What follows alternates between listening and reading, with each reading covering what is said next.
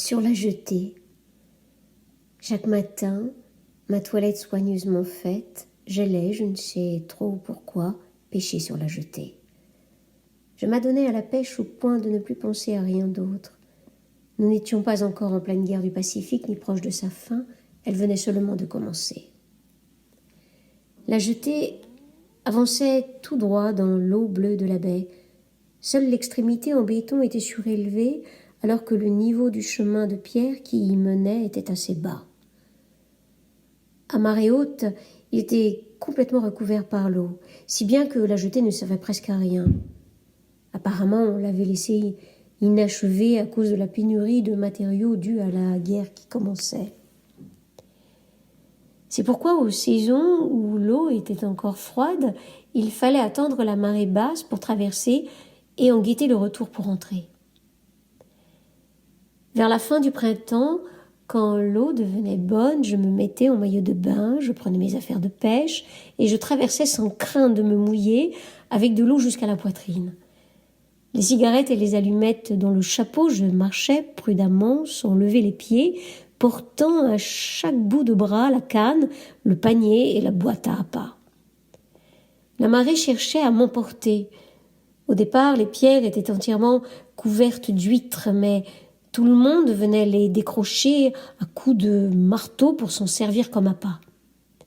Pourtant, où elles avaient été arrachées, passait dru une petite algue bleue très glissante.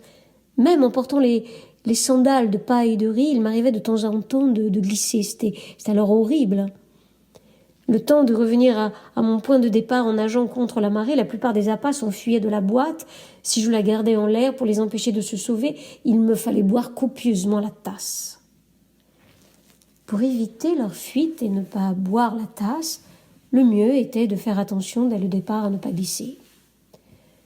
On avançait lentement, le corps courbé contre le courant, et longtemps après, on parvenait enfin à l'extrémité de la jetée qui s'y trouvait 300 mètres plus loin.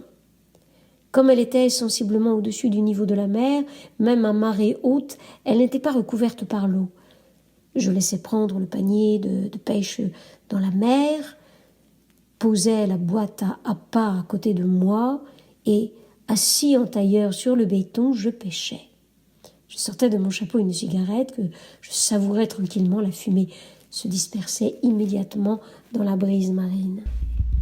L'extrémité de la jetée devait faire environ 5 mètres de large sur 30 de long. Elle était couverte d'une surface en béton aplani. Quand il pleuvait, elle était trempée par la pluie et quand il faisait beau, brûlée par le soleil. À 2 kilomètres environ, de l'autre côté de la mer, s'étendait une ville grise. En pleine guerre, cette jetée était le seul endroit tranquille, isolé du monde. J'aimerais écrire au sujet de ceux qui avaient l'habitude à cette époque de s'y réunir pour pêcher. Puisque, comme je l'ai décrit déjà, nous allions sur cette jetée même à marée haute, il fallait savoir nager en cas de nécessité. Et aussi être assez robuste. Pourtant, là-bas, excepté les dimanches et les jours où l'électricité était coupée, il n'y avait presque personne de plus jeune que moi, à cause de la guerre. Cela allait de soi. La plupart étaient de mon âge ou plus vieux. De beaucoup plus avaient l'air plutôt faibles. L'année précédente, j'avais eu un catarrhe pulmonaire et le médecin m'avait ordonné pour ma convalescence de mener une existence paisible. Il ne m'avait pas particulièrement prescrit de m'adonner à la pêche, mais de mon côté, je m'étais imaginé que cette activité était tout indiquée pour un convalescent. En plus, l'endroit était riche en ozone. C'est pourquoi je m'en étais entiché. Aujourd'hui, à la réflexion, la pêche n'apparaît plus à mes yeux comme une activité à ce point intéressante, mais je trouvais sur cette jetée comme une compensation à mon existence quotidienne. Là, sans doute, résidait son puissant attrait. Il y avait toujours là quelqu'un en train de pêcher. Personnellement, je ne pratiquais pas la pêche de nuit, mais le soir, certains taquinaient la dorade. Ce qui fait qu'en gros, il y avait du monde 24 heures sur 24. Même si les membres changeaient petit à petit, ceux qui se rassemblaient là tous les jours finissaient par former naturellement un groupe. J'ai longtemps fréquenté cette bande, et pourtant je n'ai jamais deviné quelle pouvait être leur profession ou leur position sociale. Généralement, leurs visages arboraient la même expression et leurs conversations se ressemblaient. Avant d'y aller, chacun se dépouillait, pour ainsi dire, sur la rive de son être social. Ensuite, si on cherchait à établir une hiérarchie à l'intérieur du groupe, celle-ci reposait tout entière sur l'habilité dans l'art de la pêche. Dans de tels mondes, il en était toujours ainsi. Tout comme dans les clubs de go, de billard, de patinage, ceux qui se débrouillent bien sont obscurément objets de respect sur la jetée. Les gars adroits se comportaient de façon beaucoup plus arrogante et les débutants prenaient une attitude réservée. Telle était la tendance. Ça se faisait naturellement sans qu'on en eût conscience. Mais cette hiérarchie ne se manifestait pas de façon claire. Elle n'était pas seulement une question d'habilité technique, évidemment, bien des aspects secrets de la psychologie humaine y jouaient un rôle. De plus, régnait parmi cette bande, bien que de façon vague, quelque chose qu'on aurait pu appeler une sorte d'esprit d'exclusion. Dans les premiers temps, ils ne m'adressaient presque pas la parole. C'est au bout d'un mois que je commençais à discuter avec eux. Au départ, je ressentais à leur égard une étrange hostilité et, autant que possible, je pêchais à l'écart. Un jour, par un caprice de la marée, une série de sébastes de belle taille sont venus mordre au bout de ma ligne, l'un après l'autre. À partir de ce moment-là, ils commencèrent à m'appeler, à me parler, puis on voulut bien de moi dans la bande. Si on y réfléchit, cet esprit d'exclusion n'était rien d'autre qu'un léger sentiment de supériorité. Et moi aussi, une fois admis dans le groupe, je finis par faire mienne cette attitude.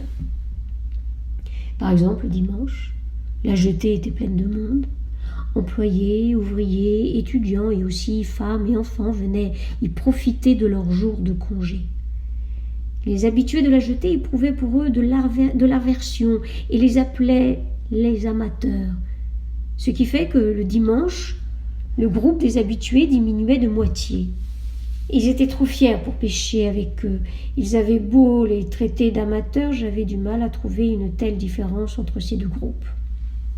Non seulement aux yeux d'un pêcheur professionnel, les uns et les autres étaient des amateurs, mais il arrivait en fait souvent que ce soit les pêcheurs du dimanche qui attrapent le plus de poissons.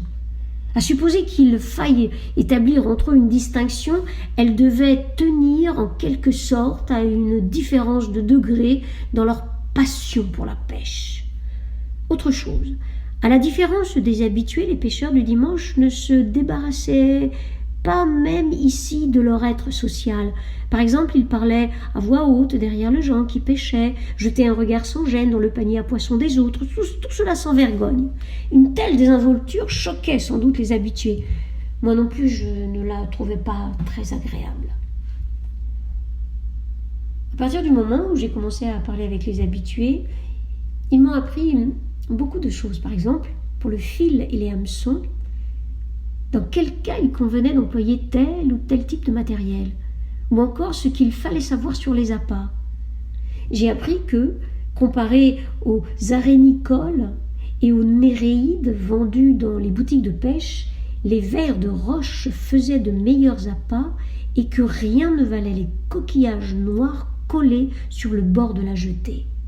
Et aussi, au cas où j'aurais voulu faire moi-même ma canne à pêche ou pousser les petits bambous qu'on utilise pour fabriquer les arcs. Mais même si on se passionnait pour le matériel et les appâts, tout ce qu'on pouvait pêcher sur cette jetée, ce n'était jamais que du menu fretin, du sébaste, du mulet, du gobi, du siago, du bar, tout au plus. Un jour, comme j'avais épuisé les arénicoles que j'avais apportées, me conformant aux enseignements des habitués, je m'enfonçais aux 2/3 dans la mer pour aller chercher les coquillages noirs.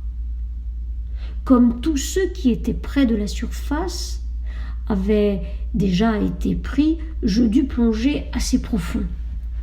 Après quelques tentatives, je réussis non sans peine à en attraper enfin une poignée, mais pour remonter sur la jetée, il aurait fallu que quelqu'un me tire.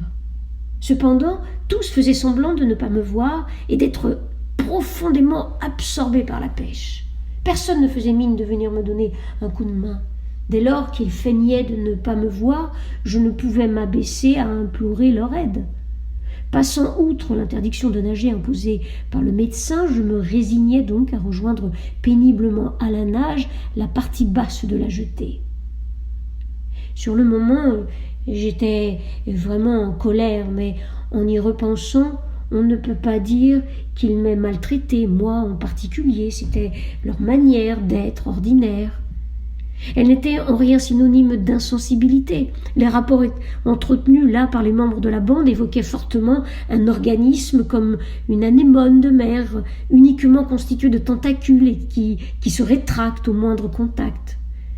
De telles relations avaient en un sens quelque chose de très facile, mais aussi de particulièrement insupportable. Alors voici ce qui s'est passé. Ce jour-là, des nuages de couleurs menaçantes étaient apparus au large et la mer était uniformément sombre. Au sommet des grosses vagues, des embruns blancs se dispersaient avec un grondement sourd. Une chose au moins était sûre, dans une demi-heure ou 1 heure, il se mettrait à pleuvoir. Mais à ce moment-là, sur le côté intérieur de la jetée, là où les vagues ne venaient pas se briser, les poissons affluaient, si bien que personne ne pensait à rentrer. Même si on était trempé par la pluie, comme c'était l'été, ce n'était pas un problème. Depuis, on s'était mouillé pour venir jusqu'à la jetée. Tout le monde donc, loin d'avoir l'air embêté, montrait des signes d'une euphorie étrange et peu habituelle. « Il va pleuvoir, hein ? Qu'est-ce qu'il fait sombre ? C'est tout noir au large, pas une voile à l'horizon. » Pendant cet échange enjoué, la pêche continuait à bon rythme. C'est à ce moment-là que mon voisin a lâché. Plus de lumière, peut-être. Plus de lumière, ça, il l'avait dit en allemand. Alors je le dévisageais. Le gars observait en silence son bouchon. C'était un homme dans la quarantaine. Je ne connaissais pas bien sûr sa profession. Il portait toujours une chemise blanche reprisée et il avait les cheveux en broussailles. Avait-il dit ce qui précède comme ça ou pour que quelqu'un l'entende? Je n'en savais rien. Quoi qu'il en soit, ça m'avait mis de mauvaise humeur. Peut-être que j'éprouvais un sentiment de répulsion à ce qu'on introduise sur la jetée des choses étrangères au monde de la pêche, à quoi s'ajoutait un étrange dégoût de soi. Dans ce drôle de climat incertain qui régnait parmi les habitués, entre faiblesse et couardise, il arrivait parfois qu'une dispute éclate. Pas pour des raisons qui mériteraient d'être mentionnées. Non, c'était pour des riens. Par exemple, une ligne empiétait un peu sur le territoire de quelqu'un d'autre, ou alors ça ne mordait pas parce que quelqu'un avait éternué. À partir de ces incidents insignifiants, soudain, les choses se compliquaient et s'envenimaient. Ça prenait rarement le tour d'une vraie dispute, les gens autour calmant le jeu, ou sans même aller jusque-là, les choses retombaient mollement d'elles-mêmes. Même quand 2 gars s'affrontaient ainsi, ni l'un ni l'autre n'avaient réellement la volonté de triompher de l'adversaire. Ils avaient plutôt l'air d'enfants qui auraient été les souffres-douleurs de leurs camarades. Cela m'intriguait.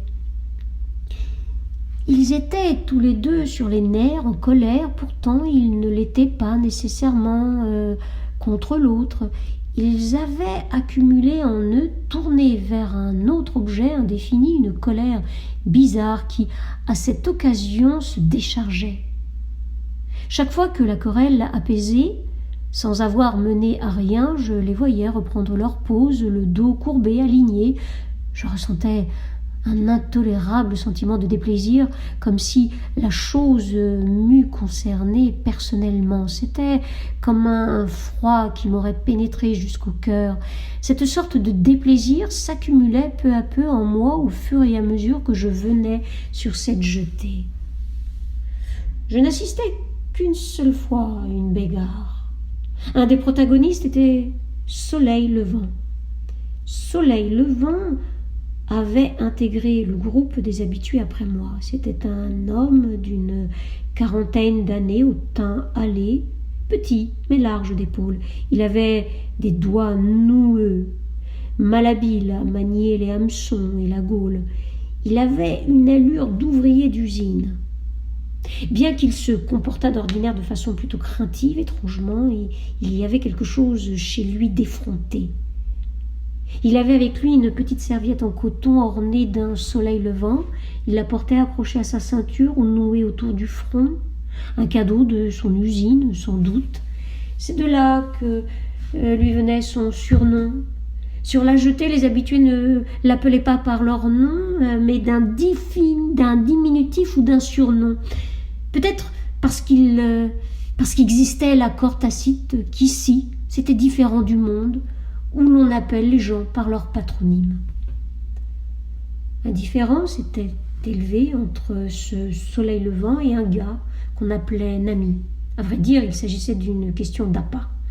Des adultes en venaient à se disputer pour des appâts. Alors ce jour-là, les poissons avaient mangé tous les appâts de soleil levant. Alors qu'il regardait tout autour de lui, découragé sur la surface rugueuse du béton, deux néréides rampaient. Profitant de l'occasion, il les avait attrapés, les avait accrochés à son hameçon. Au dire de Nami, elle s'était échappée de sa boîte à appâts. Il s'en était bien aperçu, mais occupé à pêcher, il pensait les rattraper après, d'autant que des vers, ça ne va pas vite. S'en emparer comme ça, sans rien demander, c'était contraire à l'éthique des pêcheurs. Nous les regardions en silence, sans un mot dire. Petit à petit, leur dispute commença à se perdre en arguties. Par exemple, au bout de combien de dizaines de centimètres de néréides échappés d'une boîte à appâts cessaient d'appartenir à leur propriétaire. Il va de soi qu'on peut discuter autant qu'on veut d'une telle question sans aboutir à une conclusion. Comme tout le monde se contentait de regarder sans intervenir pour les arrêter, Soleil Levant finit par se lever et interpella par bravade l'autre. Provoqué, Nami fit de même, mais à l'instant, ils semblèrent avoir perdu toute agressivité. L'unique problème parut alors de savoir comment se défaire de façon pas trop artificielle de l'attitude bravache qu'ils avaient prise en se levant. Cependant, personne ne s'était encore interposé. On observait. L'air hébété, les deux échangèrent quelques mots à voix basse, en maugréant. Puis, Soleil Levant leva lentement le poing comme pour menacer. Malgré tout, Nami ne bougea pas et Soleil Levant, acculé, en fut réduit à lui taper vraiment sur la tête.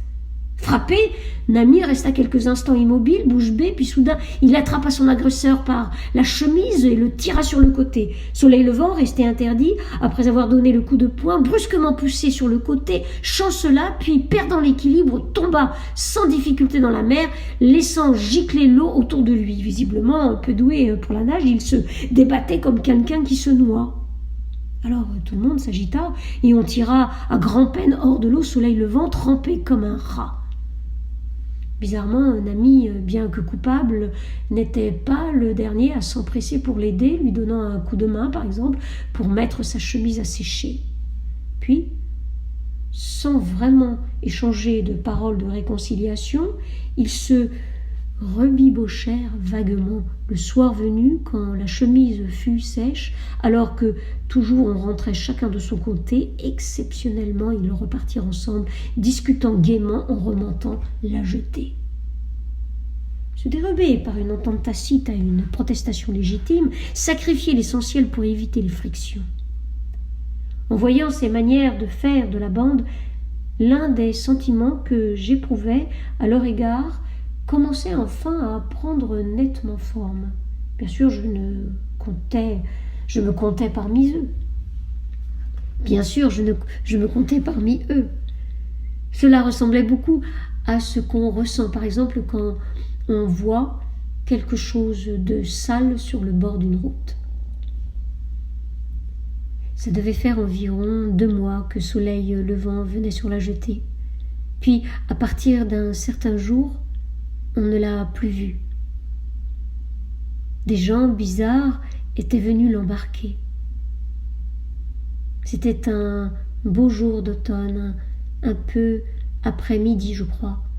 L'eau de mer se retirant avec la jetée descendante venait juste de découvrir noir le chemin pavé de pierre qui reliait la jetée à la côte. Sur ce chemin, 3 hommes d'allure inhabituelle avançaient vers nous. Quand je dis d'allure inhabituelle, je veux dire juste que ce n'étaient pas des pêcheurs. Sachant qu'ils n'auraient de la peine à marcher sur les pierres rendues glissantes par les algues, ils enlevèrent leurs chaussures qu'ils prirent à la main et enroulèrent autour de leurs pieds nus une corde. Quand ils furent plus près, on s'aperçut que l'un d'eux était un policier. Ils nous apostrophèrent et grimpèrent sur la jetée. Les 2 hommes qui suivaient étaient robustes, leur visage dégageait une impression d'autorité. Nous, bien entendu, faisions mine de rien, pêchant, remettant un appât au bout de la ligne. « N'est-ce pas là ?» dit d'une voix forte le policier. La vue de ce policier en uniforme, une corde enroulée autour des pieds, avait quelque chose d'étrange. Soleil Levant, qui était en train de manger des boulettes de riz pour son repas de midi, se retourna, surpris, vers le policier. « C'est toi !» affirma un des hommes en costume de ville d'un ton autoritaire en le regardant. Soleil Levant poussa un petit cri et, on ne sait pourquoi, enfourna dans sa bouche le reste de la boulette de riz. « Tu vas nous suivre !»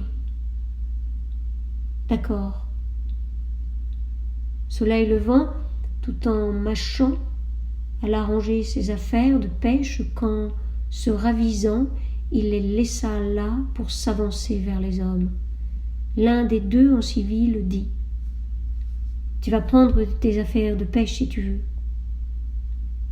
Oh, c'est pas la peine. »« Alors dépêche-toi, » intima le policier.